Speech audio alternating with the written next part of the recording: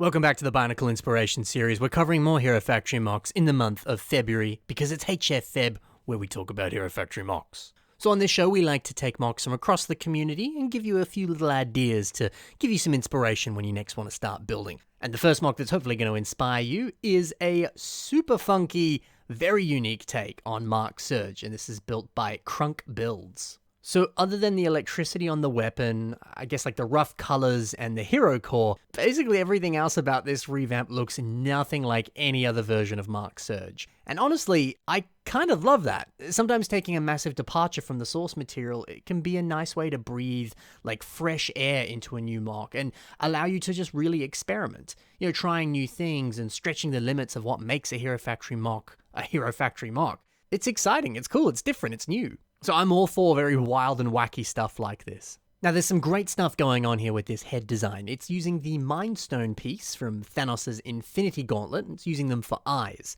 A very different way to use that piece, but man, it works really well, and that's such a good head design.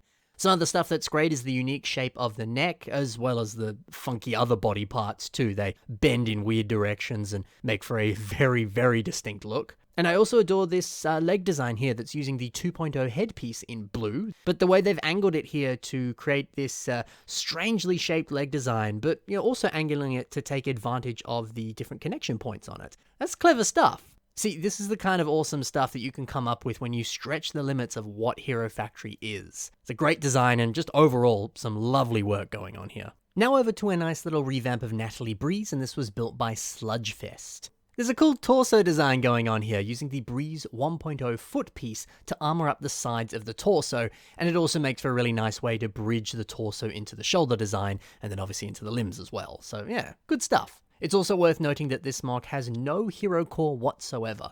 Now, that is a bit of a staple amongst basically every Hero Factory hero, but hey man, there's no issue leaving it off. If you want to make up your own rules when you're mocking, that's the beauty of mocking. You get to do that. You can do whatever you want. You don't want no hero core? Who cares? You don't need it. I think that's why I like making mocks more than I like making sets, because you can play by your own rules. So yeah, a lot of good stuff on this Breeze revamp. Kalhiki has built the next mock, and this is Lucas Valor. Now, you may recognize the name Lucas Valor because it is a Hero Factory character, specifically one that was an alternate build back in the early 1.0 days of Hero Factory. So yeah, you must be thinking like, oh man, Lucas Valor, they sound awesome. They must have the coolest combo model ever, right? Nope. It's wacky, it's strange, and it's even a little bit creepy, to be honest. I mean, it's using a torso piece for the head design, and then there's also another torso piece just below it on the torso. So it's like, well, what's the head? Does he have two torsos? I mean, you can kind of just see a head underneath that, so I guess they're using the torso as a mask. Whatever it is, it's wacky, man. But hey, this mock improves that design a lot. It freshens things up, but, still keeps the vibe of the original. So, it's nice to see this wacky color scheme on this combo model actually working here. And the fact that the color scheme is the only wacky thing going on, everything else is clean and appropriate for a hero. Now, it seems that the workaround that they've done to have these colors not be so all over the place is that they've blocked the colors a lot better. So, white limbs, the lime on the legs and the feet only, then the torso and the head, they're red, and the back is orange.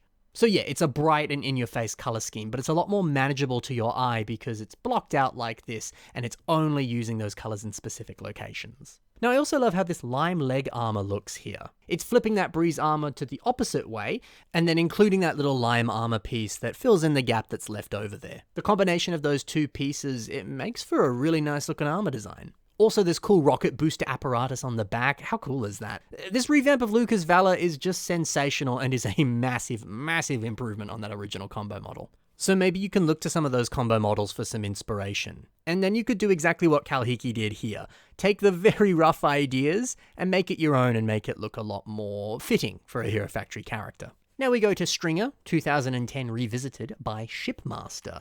Stringer's great, man, and his 1.0 version was awesome, but like all the 1.0 heroes, he lacked elbow and knee articulation, which it kind of just begs you to want to make a revamp of him when that's the case, right?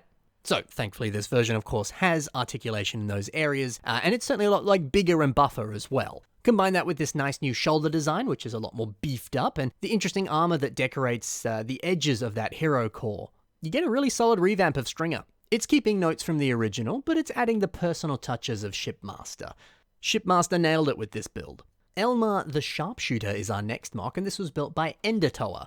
Now, what a cool aesthetic that's being created here with the use of these Enika headpieces. So they have that nice white and lime marbled look to them. And, of course, these appeared on the Toa Enika. They were the headpieces underneath their masks. But yeah, the curved appearance of these pieces, it complements a lot of the other curved armoring that's used all over this mock.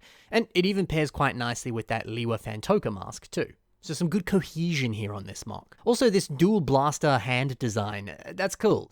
Obviously, since this villain is named the Sharpshooter, it only makes sense and it's only fitting that they have 2 blasters on each of their hands. And if you're stuck with what you can name your Hero Factory character, naming them after some kind of defining characteristic on their body, it's a pretty simple but easy enough way to get a decent name. I've had people message me before being like, how do I name my character? What do I do? What do I name them? So maybe that's one option that you could consider for your future mocks. Additionally, there's also some brilliant trans-orange barrels poking out of their back here.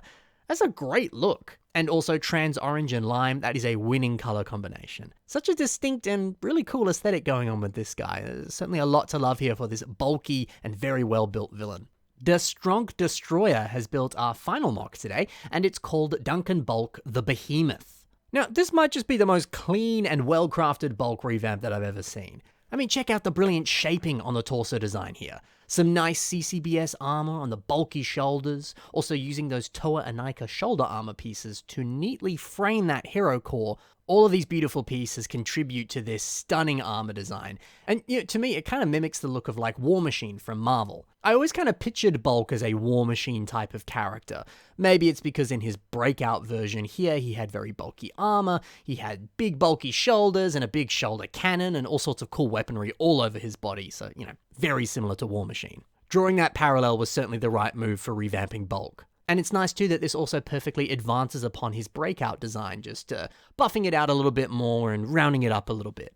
Oh, and I do like this arm blaster. How awesome does it look? The lovely 3-prong design and those translucent elements on the edge there. That's so cool, isn't it? Certainly one of my favorite bulk revamps that I've ever seen. Really, really like this. So that's it for our mocks today in this Hero Factory themed episode of the Bionicle Inspiration series. If you'd like to see more from these very talented builders, be sure to check the links in the description below, and you can see their social media and check out other stuff that they've built. Additionally, in the description below is links to my own social media, so you can see stuff that I've got going on over there if you're interested. Thank you so much for watching, guys. Stay tuned for more HF Feb videos coming your way very soon. Thank you, and good night.